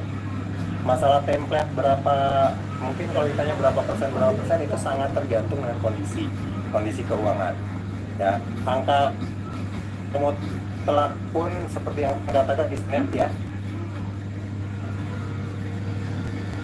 tabungan darurat pun itu kecerdasan bagaimana cara berpikir tentang safety net dari 5 mesin kecerdasan. Demikian, saya belum paham ya template seperti apa yang dimaksud. Tapi kalau yang dimaksud adalah seperti tadi, maka kita masuknya ke umum. Nanti yang paling penting berdasarkan mesin kecerdasan itu kita kenal nafsu kita. Ya, kita kenal nafsu kita tuh mau belanja tuh berdasarkan apa. Kalau thinking introvert yang sebetulnya paling mudah ya, paling mudah untuk menjaga sensing introvert juga dia lebih hemat. Tapi untuk PG yang lain ya, personality genetik yang lain, kadang-kadang ada godaan-godaan tertentu gitu ya. Misalnya ada godaan untuk investasi yang cepat, gede. Tapi teman-teman akhirnya yang perlu dijaga adalah jangan sampai mengorek ya, mengambil pos yang udah ditabung ya. Jadi kebutuhan belanja diambil buat investasi. Nah, ini bahaya. Oh ini langsung gede kok, bulan depan langsung balik. Iya, kalau balik, kalau enggak gimana? Nah, itu yang banyak dialami. Mohon maaf ya teman-teman, seperti teman-teman yang feeling extrovert, itu yang extrovert misalnya. Terkadang khususnya yang feeling extrovert ya, yang risk taker banget ya, nggak ada benang merahnya, pokoknya semangatnya ini yakin banget, ternyata akhirnya jadi utang kiri kanan. Ini yang beberapa saya lihat dari beberapa teman yang saya kenal. Jadi tidak ada yang saya miliki template khusus kalau itu yang dimaksud. Jangan, kamu tadi ada tambahan? Baik, pertanyaan kedua kan dari hamba Allah Sulawesi Selatan. Bagaimana memaksimalkan potensi intuitif untuk bisa lebih menambah penghasilan? Kalau menambah penghasilan gini, intuiting itu harus kalau butuh yang cepat ya. Kalau butuh yang cepat, gini. Kalau butuh yang cepat harus kerjasama dengan insting atau sensing. Karena intuiting itu terlalu sibuk dengan ide sempurnanya, sehingga dia bisa terlambat di dalam menghasilkan sesuatu. Boleh ada yang disempurnakan, silakan. Ada satu yang mau disempurnakan banget, silakan. Tapi ingat, kalau Anda, khususnya kepala keluarga ya, kalau parent leader ya, yang ikhwannya, yang sebagai penanggung jawab nafkah keluarga, nanti berbeda ya. Ada yang ikhwan, ada yang ibu rumah tangga saja, kan beda. Nah, kalau yang laki-laki sebagai penanggung jawab rumah tangga, dia kan harus mengabulkan dapur. Dia harus melihat baik-baik tabungan yang tersisa sekarang berapa, ya. Sehingga kalau mau menyempurnakan ide terlalu lama, bisa kelamaan, kemudian tabungannya terkuras dan idenya menjadi. Maka silakan ada satu yang disempurnakan, tapi ada juga ide yang cepat dieksekusi walaupun belum sempurna. Kenapa? Karena ada prioritas dapur. Nah, jadi kerjasama segera dengan sensing atau insting. Kira-kira seperti itu. Baik, pertanyaan kedua dari Wahyu Niati Banjarmati. Izin bertanya, Solver, kenapa saya selaku feeling introvert susah sekali mementingkan belanja online? Apa pengaruh mood ya? Terasa jadi hobi. Enggak seperti ini, Solver. Bagaimana menghentikannya ya? Susah menghentikan untuk membuka aplikasi HP belanja online seperti Shopee. Ya, begitu tuh memang yang saya katakan tadi, feeling itu belanja berdasarkan suka. Jadi kalau udah buka Shopee, jadi kayak addict gitu ya, jadi kayak kecanduan gitu. Ya udah suka belanja ini, belanja itu. Sebetulnya nggak ada masalah kalau ketika ada duit, makanya lakukan tapi tahapannya ya. Jadi silakan belanja, nggak ada masalah. Yang penting tahapannya dilakukan dengan benar. Satu, sosialnya berapa? Dapat duit, sisihkan sosial. Setelah itu hutang-hutang, cicilan-cicilan hutang, ya. Setelah itu apalagi? Tabungan, apa yang Anda inginkan, umroh misalnya, haji misalnya, atau beli rumah misalnya, itu disisihkan dulu semua. Oke? Setelah itu kan baru apa? Baru belanja kan?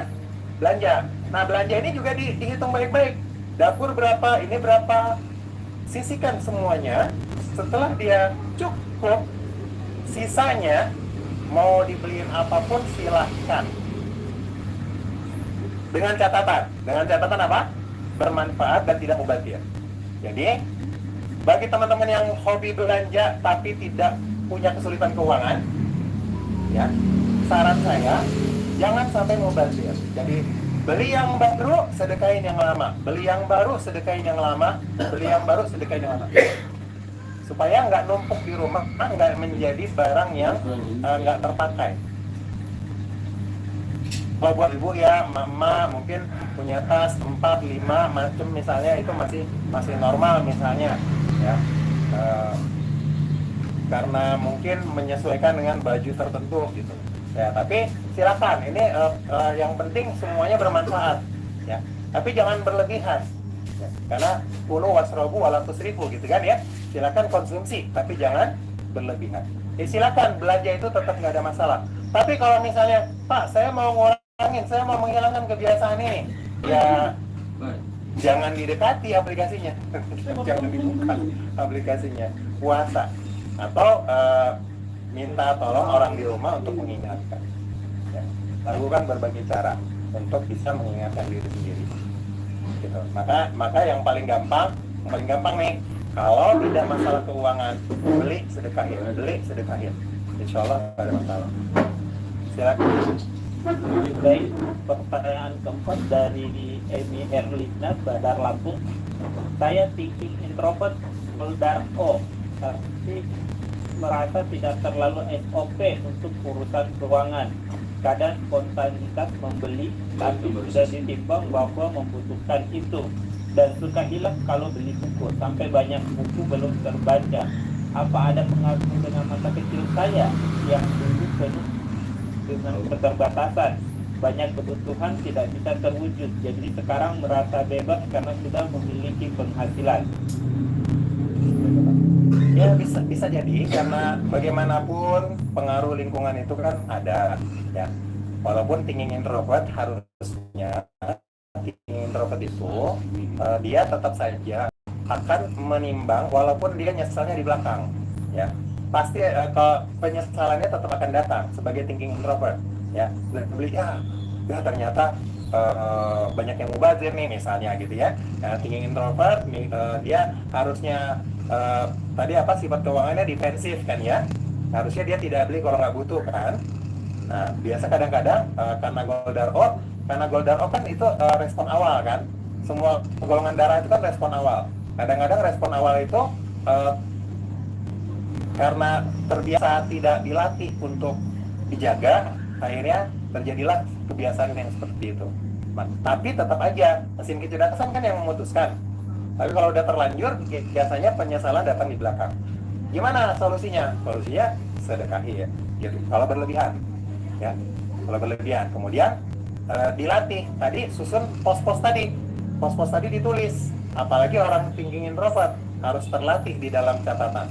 Ya, maksudnya orang-orang otak kiri khususnya thinking, dia tertata banget, rapi banget, itu yang harus dilatih. Mudah-mudahan sudah terjawab. Silakan. Baik, pertanyaan kelima dari Indrayani Tangerang. Kalau feeling extrovert yang sangat empati kepada orang yang sering minta tolong, apalagi saudara yang berkali-kali minta tolong, akan jadi terus berharap dari si feeling extrovert. Cara paling tepatnya menolak seperti apa ya, Solver? Ibu saya insting bisa sampai bela-belain menjual barang demi membantu saudaranya yang selalu minta tolong, padahal dirinya juga nggak punya misalnya. Jadi suka sakit fisik karena mikirin orang yang bisa dibantu. Gimana saran terbaiknya, Solver? Seandainya makomnya sudah sampai di posisinya, sebetulnya itu nggak ada masalah, ya. Maksudnya karena mementingkan kebutuhan orang lain, ya, kebutuhan orang lain daripada kebutuhan diri sendiri, itu kemuliaan yang sangat luar biasa, sehingga akan mengundang pertolongan yang sangat besar di akhirat nanti. Kalau memang makomnya sudah sampai di situ, itu masya Allah banget ya, barokallah buat orang-orang yang telah sampai di makom tersebut. Apalagi dasarnya sudah insting, ya, rela berkorban. Walaupun insting di level personality itu masih memperhatikan kebutuhan dasar. Karena insting itu kan kuncinya ketenangan, ya, kebutuhan jiwanya adalah ketenangan. Kalau kebutuhan dasarnya belum terpenuhi, dapurnya masih kurang, sehingga dia akan panik kalau orang-orang di rumahnya lapar, ya, itu normal. Sebagai orang insting, dia tidak akan berlebihan, tapi dia akan maunya cukup dan menenangkan. Tapi kalau orang insting yang level personality-nya udah naik ke mentality, apalagi ke morality, apalagi spirituality, maka dia akan rela berkorban walaupun dirinya kekurangan. Kalau seandainya itu sudah sampai di makomnya, itu tidak ada masalah sebetulnya, insya Allah ya. Tapi kalau misalnya belum, nah ini yang harus diatasi. Jangan sampai sebetulnya diri sendiri nggak tenang dengan kekurangan. Nah ini yang berbahaya ya. Ini yang diukur secara dampaknya. Kalau dampaknya masih baik-baik saja, nggak ada masalah. Tapi kalau misalnya dampaknya buruk, itu berarti kita sedang berbuat bukan pada makomnya ya. Nah, saran saya sesuaikan dengan makom yang ada sekarang.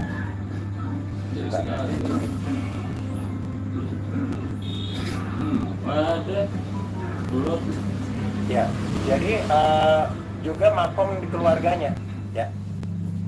Jadi bagaimana keluarganya sudah siap nggak berkekurangan? Jadi jangan hanya dirinya sendiri. Kalau keluarganya belum terdidik untuk berkekurangan, itu harus hati-hati karena keluarga bisa menjadi berantakan gara-gara kepala keluarganya rela berkorbannya bagus, tapi pendidikan untuk rela berkorban di keluarga masih sangat kurang. Misalnya seperti sahabat Ali bin Abi Thalib radhiyallahu anhu ya, yang bermesin kecerdasan intuiting tapi di makom spiritual kan begitu. Sehingga ketika beliau itu lapar mencari keluarganya belum makan seharian, akhirnya mencari rezeki, menjemput rezeki, dapat sebuah roti kan gitu, dapat sepotong roti. Di jalan perjalanan pulang ternyata beliau bertemu dengan orang pengemis yang 3 hari tidak makan.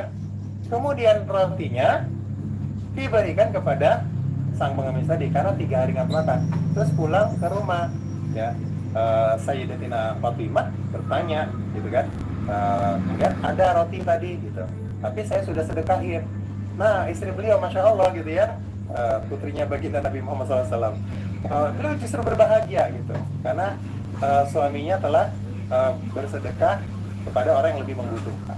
Nah, kalau keluarga mendukung seperti itu, aman, gitu ya. Kira-kira keluarga kita sudah siap nggak seperti itu? Kalau belum siap, hati-hati dengan kebutuhan keluarga, gitu ya. Jadi insya Allah, makanya tadi kalau insting radar langitnya diperkuat, ya, radar langitnya diperkuat. Apakah ini perlu dibantu? Karena secara personality dia memang suka rela berkorban.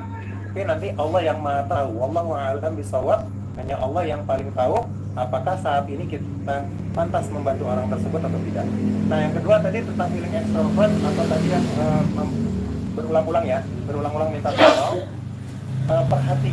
Perhatikan ini tadi ya, perhatikan orang ini jangan sampai ketergantungan sama kita sehingga dia merusak tauhidnya, ya, sehingga dia menganggap kita tanpa disadari kita menjadi Tuhan dia, ya.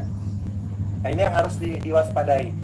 Silakan direnungkan dan diukur-ukur ya, jangan sampai terjadi hal-hal seperti tadi.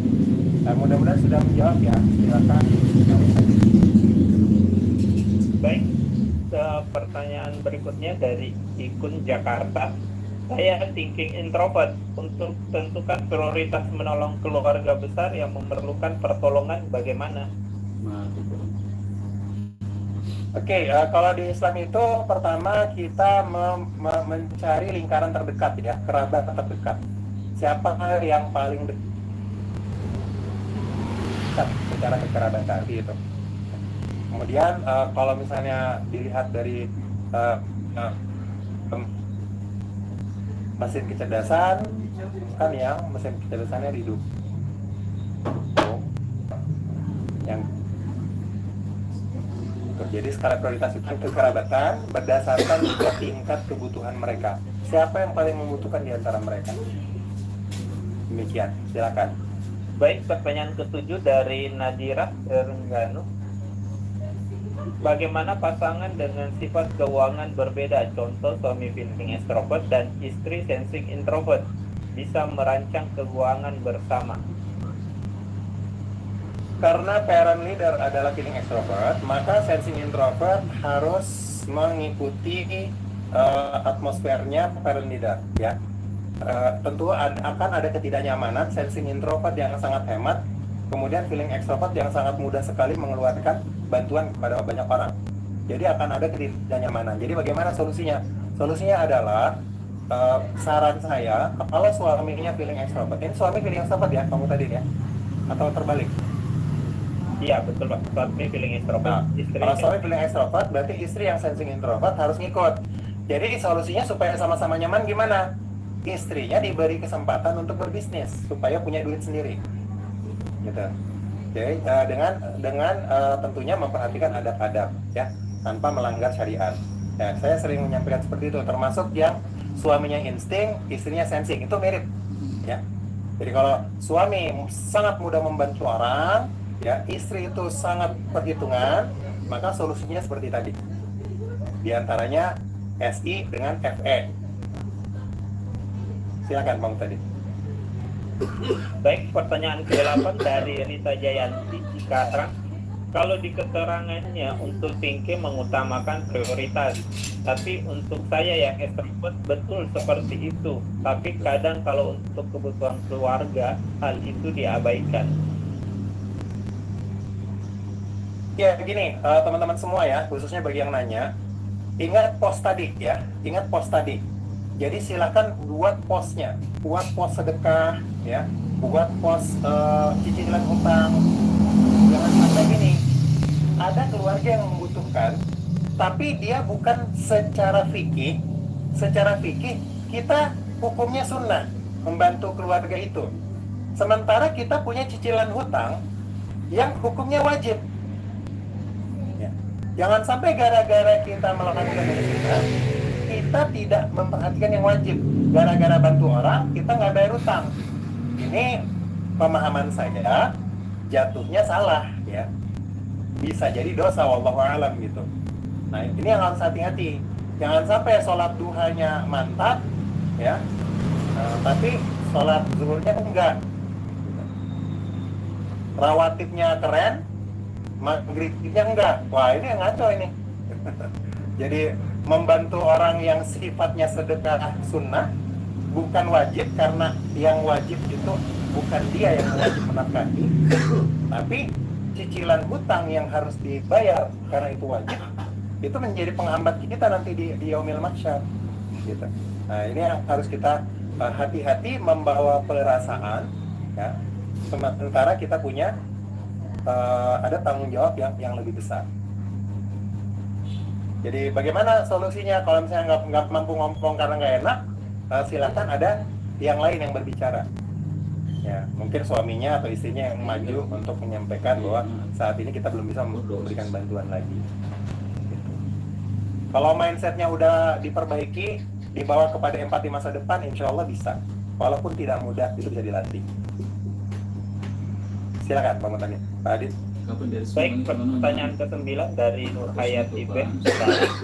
Bagaimana cara seorang thinking extrovert mengatur keuangan supaya selalu tidak defisit atau bisa lebih hemat? Syukran atas penjelasannya, Pak Alim. Baik, ya lagi-lagi catat, ya. Catat berapa biaya listrik, berapa biaya pendidikan, berapa biaya keluarga, dapur. Catat dulu berapa kebutuhannya. Kemudian berapa cicilan utang. Cicilan utang 1, cicilan utang 2, berapa? Totalnya berapa? Ya supaya kalau nggak dicatat ya nggak, bagaimana kita tahu kita akan defisit atau tidak. Yang terjadi adalah pengalaman yang berulang. Jangan sampai kita tidak belajar dari pengalaman. Allah itu menyuruh kita belajar dari pengalaman. Jadi silakan catat dulu semuanya. Setelah itu buat posnya seperti yang tadi disampaikan. Ya. Pos sosial, zakat infak sedekah, pos tabungan, investasi, cicilan hutang, tabungan investasi, kemudian kebutuhan belanja, kebutuhan hidup. Nah, itu dihitung baik-baik. Kalau misalnya masih defisit gimana? Berarti harus punya penghasilan tambahan. Nah, tapi kan ibu rumah tangga, ya berarti silakan diskusikan dengan suami. Gitu.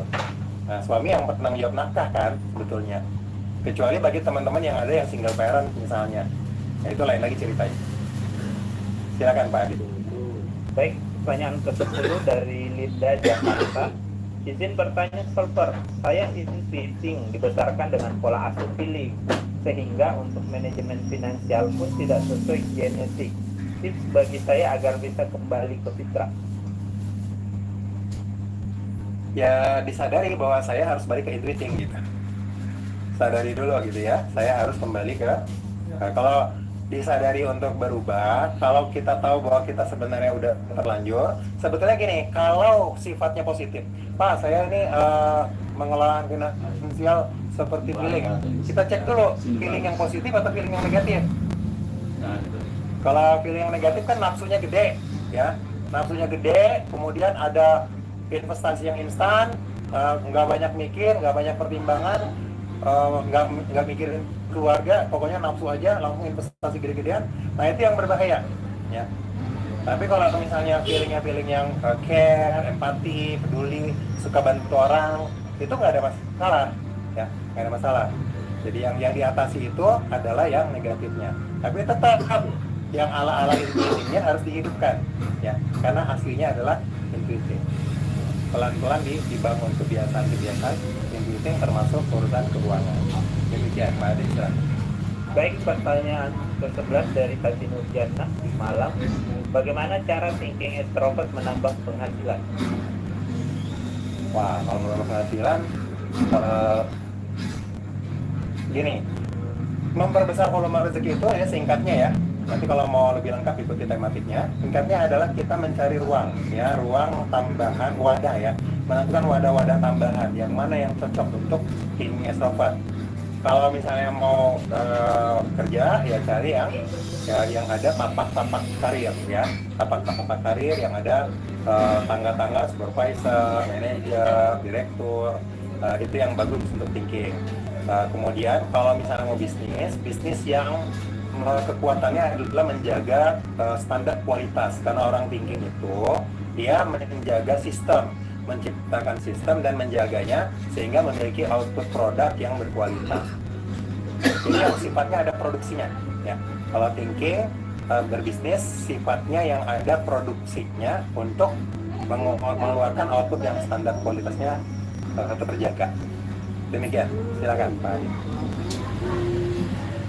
Baik, pertanyaan ke-12 dari hamba Allah di Indonesia.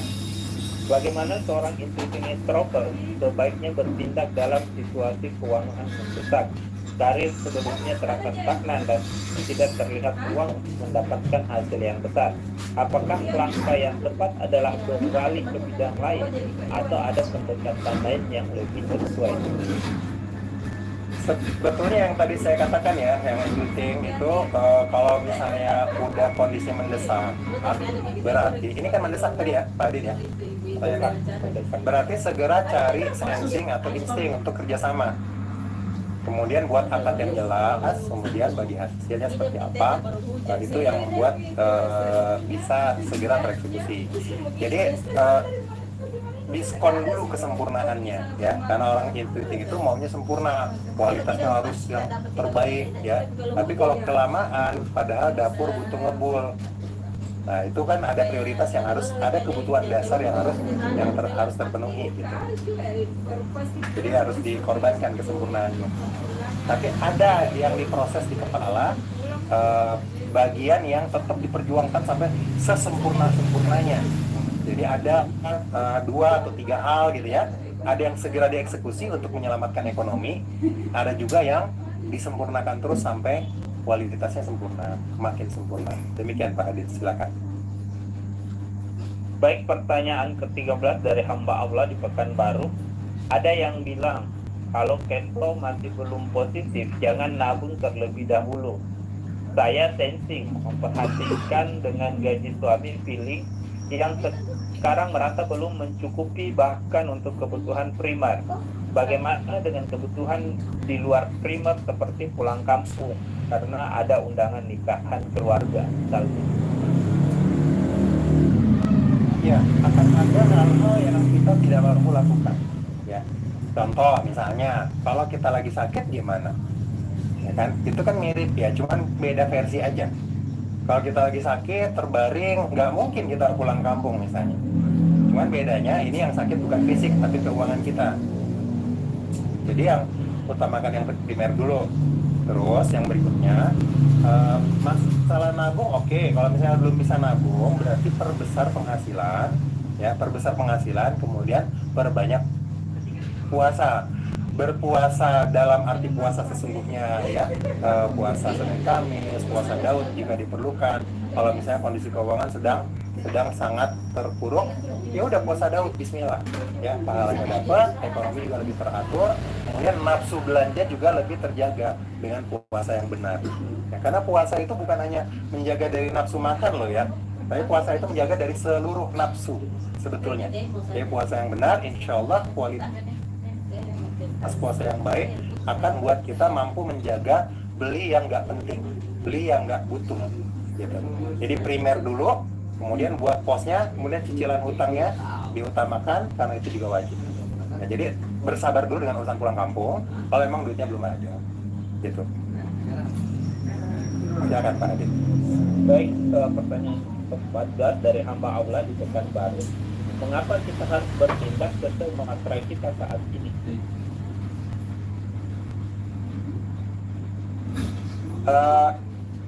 Gini, kalau profesor, ya, kalau profesor kemudian melakukan kerjaan mahasiswa semester 1, itu kan keprofesorannya sayang gitu. Itu kira-kira begitu ya. Jadi kalau levelnya udah tinggi, maka lakukanlah aktivitas sesuai dengan level yang tinggi. Sebaliknya, di level yang bawah, ya di level yang bawah tidak perlu terlalu memaksa dengan masif. Kalau melatih boleh. Misalnya gini, saya maksudnya personality nih, ya kan? Ini kalau saya nggak salah tangkap ya, materanya yang dimaksud adalah personality, mentality, morality, spirituality. Saya masih di personality, tapi saya mau berlatih ikhlas. Apa nggak boleh? Boleh. Ya, tapi tetap ingat kita itu berada di makom yang belum sampai ke sana, sehingga kalau sesekali dilatih, oke, alhamdulillah, dampaknya yang dilihat. Jadi caranya melihat ke dampaknya. Apakah dampaknya akan apa? Kalau cuma sesekali nggak ada masalah, karena semuanya harus dilatih.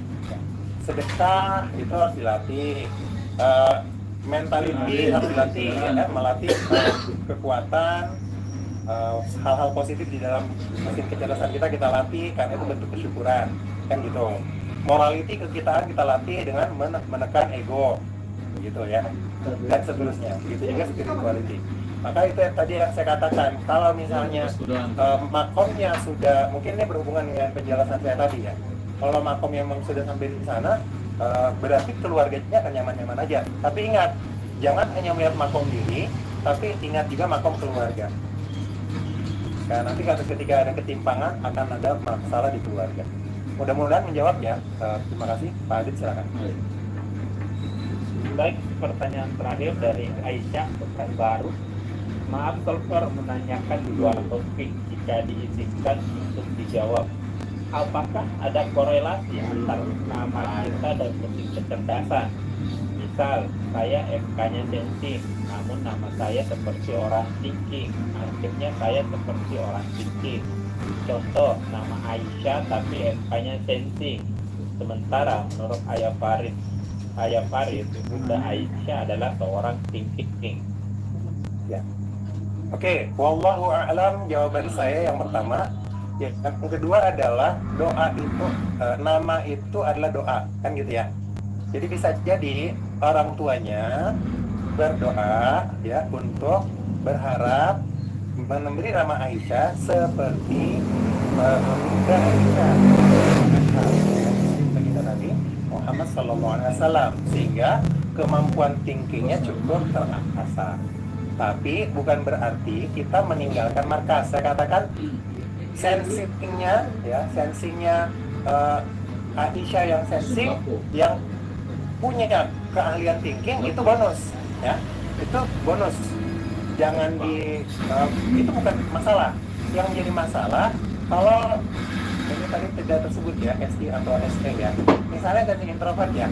Yang sensing introvert kalau kedisiplinannya yang kurang, nah itu yang menjadi dipertanyakan ya. Jika hal positif di personality genetik kita tidak tampak di permukaan, itu yang bermasalah. Tapi kalau cuma Pak saya sensing tapi saya juga thinking, soalnya nama saya dikasihnya kayak mungkin ada harapan dari orang tua untuk seperti Bunda Aisyah, akhirnya jago memanage. Nah, kalau dalam hal positifnya nggak ada masalah, itu bonus aja. Apakah setiap nama ada hubungannya dengan mesin kecerdasan? Wallahu a'lam. Kalau nama anak saya berhubungan semua, tapi nggak semua orang tua juga nama anaknya berhubungan langsung dengan mesin kecerdasan. Nggak semua juga. Jadi misalnya bungsu saya Gina, dia sensing, kan? Karena artinya kaya. Afifah Nurani menjaga hati, dia feeling. Nabila Nusabrina cerdas, jadi dia intuiting. Nah, di anak-anak saya ngepas, tapi nggak semua orang tua saya perhatikan anaknya langsung ngepas dengan mesin kecerdasannya secara nama, tapi secara yang lainnya bisa jadi ada. Wow, hanya Allah yang maha tahu. Yang pasti nama adalah doa. Jadi apalah arti sebuah nama?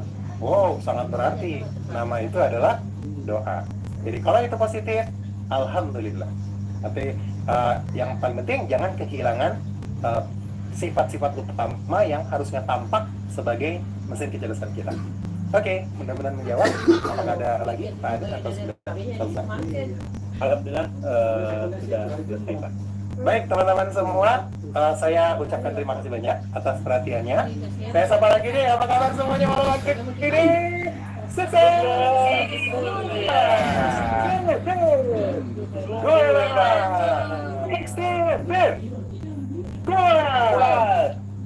Kenapa ya? Aha. Amin. Assalamualaikum buat kita semua. Teman-teman semua, mohon dimaafkan lahir dan batin. Semoga Allah membimbing kita, menjaga nafsu kita, ya, dan mencerdaskan kita secara finansial juga sesuai dengan personality genetik atau minimal terima kasih atas perhatiannya. Saya kembalikan ya Pak Muhtadin. Bila taufiq wal Wassalamualaikum warahmatullahi wabarakatuh. Sampai ketemu di kelas berikutnya ya, pekan depan insyaallah. Genetic time management. Baik, alhamdulillah sesi tanya jawab pada malam hari ini sudah selesai. Kami mengucapkan banyak terima kasih kepada Bapak dan Ibu yang telah memberikan pertanyaan dan semoga puas dengan jawaban yang disampaikan oleh Pak Alim. Dan terima kasih juga kepada Bapak dan Ibu yang masih bertahan sampai saat ini. Baik, sebelum menutup acara pada malam hari ini, kami menyampaikan info untuk pertemuan Zoom berikutnya dengan tema memahami hubungan segi psikis dan nyaman dalam merawatnya pada tanggal 19 Desember 2024. Semoga kita semua dimudahkan dalam hal waktu mengikuti acara. Baik, Bapak dan Ibu sekalian, marilah kita sama-sama menutup acara pada malam hari ini dengan sama-sama membaca hamdalah. Alhamdulillah. Doa kafaratul majlis. Subhanakallah wa bihamdika asyhadu an la ilaha illa anta astaghfiruka wa atubu ilaik. Wassalamualaikum warahmatullahi wabarakatuh. Assalamualaikum warahmatullahi wabarakatuh. Terima kasih semuanya. Pak Suheli, saya akan selalu di Trengganu. Malaysia, Pak Ustaz, Pak Nasrul, Pak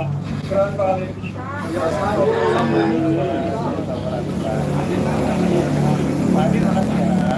Nanti semuanya sudah disebutkan namanya Pak Madrasa, semoga dimudahkan dengan sekali. Mohon izin umatkan sebelumnya.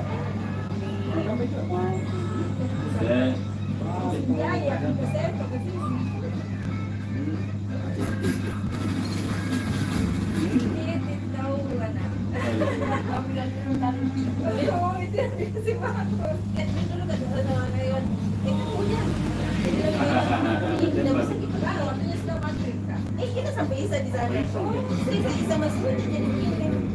Jadi saya tunggu sebentar.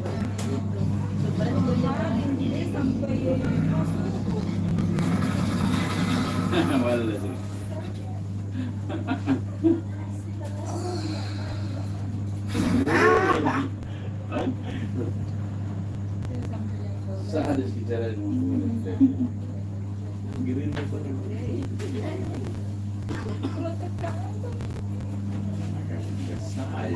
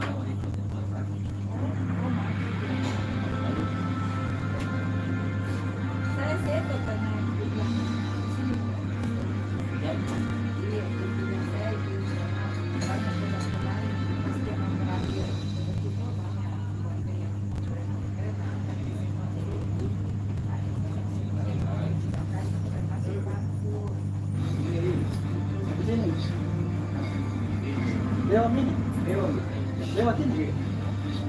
Maksudnya Nah, main dulu di semua ini baru dia jantai. Lagi.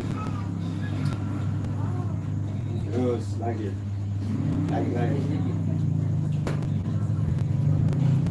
Ya, tidak lagi.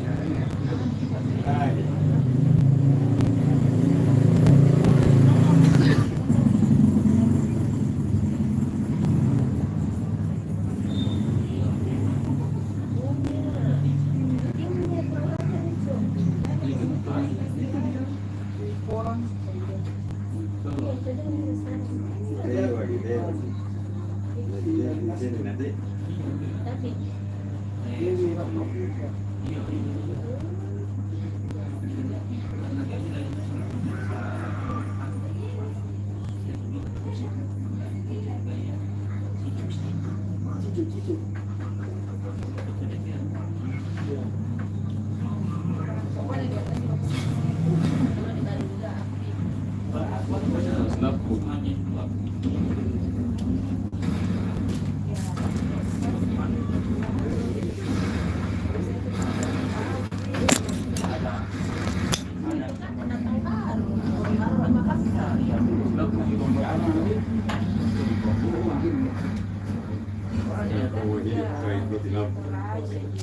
Sini